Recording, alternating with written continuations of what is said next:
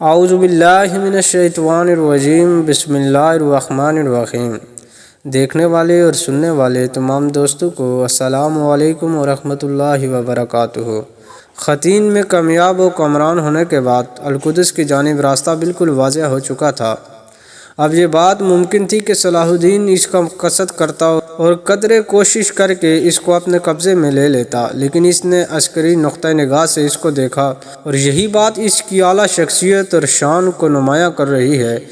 اس نے یہ سوچا کہ القدس تو کئی شہروں کے درمیان واقع ہے اور ساحل سمندر پر صلیبیوں کے کئی مراکز قائم ہو چکے ہیں جہاں سے وہ بیرونی دنیا کے ساتھ تعلقات بڑی آسانی سے قائم کر سکتے ہیں، خصوصاً عیسائیوں کے وہ ملک جو ارض فلسطین میں صلیبی ناپاک وجود کو لا کھڑا کرنے میں چشموں کی حیثیت رکھتے تھے۔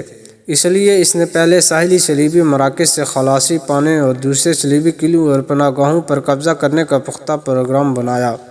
اس کے بعد وہ القدس کی طرف پیش قدمی کر کے اسے فتح کر لے گا، جبکہ اس صلیبی ناپاک وجود کی زندگی کے شریانوں کو وہ پہلے ہی کاٹ چکا ہوگا۔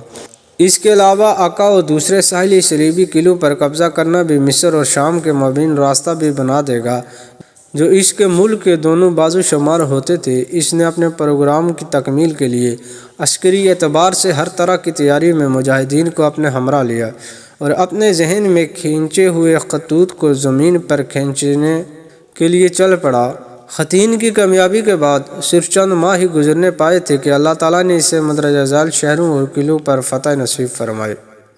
اشکلان، صفوریہ، عکا، کیساریہ وغیرہ، اور ان کے علاوہ ہر وہ چیز جو ان صلیبی بحری فورسز کے پاس تھی۔ جیسا کہ ہم پہلے بتا چکے ہیں کہ یہ سب عظیم کامیابیاں اور بڑی بڑی فتوحات معرکہ ختین کے بعد 583 ہجری میں صرف چند مہینوں کے دوران ہی پوری ہو گئی تھی۔ اس طرح بیت المقدس کو فتح کرنے کے لیے فضا مکمل طور پر سازگار تھی۔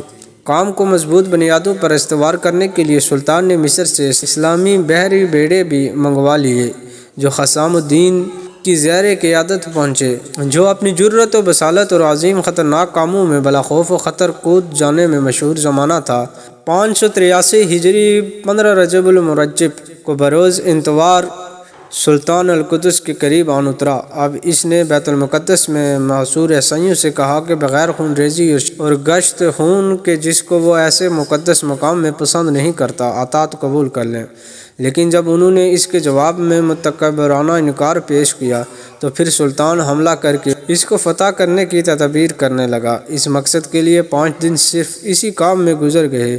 وہ بذات خود شہر کی دیواروں کے ارد گرد چکر لگاتا رہا تاکہ اس کا کوئی کمزور پہلو تلاش کر کے وہاں سے حملہ آور ہو سکے۔ بالآخر فیصلہ یہ ہوا کہ شمالی جہت سے حملہ کر ہی دے۔ 20 رجب کو اس نے اپنے لشکر کو اس جانب منتقل کر دیا۔ اسی رات منجیقیں نصب کروانی شروع کر دی۔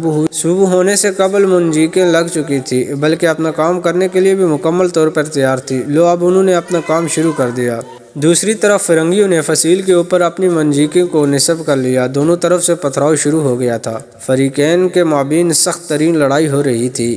امام ابن اسیر کے بقول ایک دیکھنے والے نے دیکھا کہ ہر ایک فریق اس لڑائی کو دین سمجھ کر لڑ رہا ہے، اور یہ بات بھی ایسی ہے کہ دین ہی وہ چیز ہے جو انسان کے اندر کو متحرک کرتی ہے، موت کو اس کا محبوب بنا دیتی ہے، اپنا سب کچھ اس پر لینا دینا اس کے لیے آسان ترین بنا دیتی ہے۔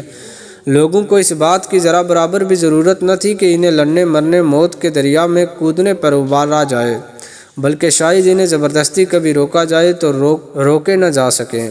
پھر انہی جہادی و قتالی ایام میں سے ایک امیر عزیز الدین عیسیٰ بن مالک جو مسلمان قائدین اور معین میں سے ایک تھا، وہ شہید ہو گیا، تو اس کے جام شہادت نوش کرتے ہی مسلمانوں کے جوش اور ولولے میں ایک نیا رنگ پیدا ہو گیا۔ تو انہوں نے یک بارگی ایسا حملہ کیا کہ فرنگیوں کے قدم اکھڑ گئے۔ کچھ مسلمان خندق عبور کر کے فصیل تک پہنچنے میں کامیاب ہو گئے۔ دیوار توڑنے والے نقابوں نے شہر پناہ کو توڑنا شروع کر دیا۔ اس دوران دشمن کو دور رکھنے کے لیے منجنیق پتھراؤ کر رہی تھی اور تیر انداز مسلسل تیروں کے موسلادھار بارش برسا رہے تھے تاکہ یہ نقاب دیوار توڑنے والے اپنے مقاصد کو حاصل کرنے میں کامیاب ہو سکیں۔ جان بخشی کی درخواست۔ تو جب ان فرنگیوں کے دفاع کرنے والوں نے مسلمانوں کے حملے کی شدت اور ان کے ارادوں کے صداقت اور القدس رسول معظم صلی اللہ علیہ وسلم کی شب معراج کی عارضی قیام گاہ کو چھڑوانے کے خاطر موت کو سینے لگانے کے جذبات کو دیکھا تو انہیں اپنی ہلاکت اور بربادی کا یقین ہو گیا، اور سوائے امان طلب کرنے کے کوئی چارہ نہ دیکھا تو وہ مذاکرات کرنے کے لیے مائل ہوئے۔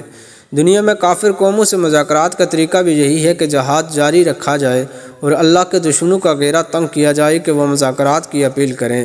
یہ نہ ہو کہ مسلمان کمزوری دکھاتے ہوئے خود مذاکرات کی دعوت دیں، اور وہ بھی مغلوبانہ جمہوری انداز میں کہ جس طرح آج کل ہو رہا ہے۔ پہلے مسلمانوں پر ظلم کیا جاتا ہے، ان کو ذلیل کیا جاتا ہے، اور پھر مذاکرات کی سازش کر کے ان کو نام نہاد معاہدوں کے جال میں پھنسا کر کے بے بس کر دیا جاتا ہے۔